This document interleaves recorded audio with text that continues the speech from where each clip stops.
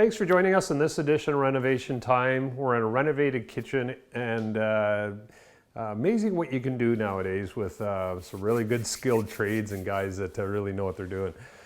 So in this renovation originally, and this is, again, as we always say, it's a very typical home to Peterborough, but there was a wall going right across here, and then the wall actually came out to about here, and the kitchen was in this area, but obviously had a full wall, and then the dining room and the living space were completely separate from the kitchen.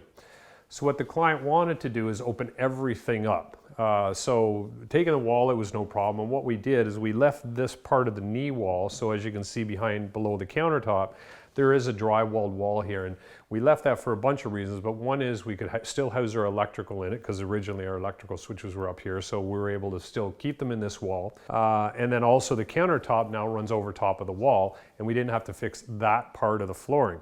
But the wall actually came out about 6 to 8 inches here. So we're a little perplexed, and the customer, I think, had like 2 or 3 sheets of the flooring left over because we didn't redo the flooring in here. So what we ended up doing, and the one good thing about this flooring is we were able to take it off because it's just loose laid. We removed it. We had Scott O'Brien remove it all for us and then put it all back. So it took him a while, but we were able to get it, and now the flooring looks perfect here. And there was a little area over here that had a knee wall that came out. We took it out as well, and then we moved, took the flooring from there and put it all back. So thank God we had enough to do that. But as you can see, beautiful kitchen.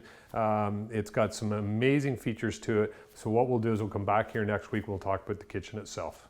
Renovation Time is brought to you by Anden Kitchen and Bath Center. Visit their showroom at 1985 Lansdowne Street West, just west of Brayley Drive.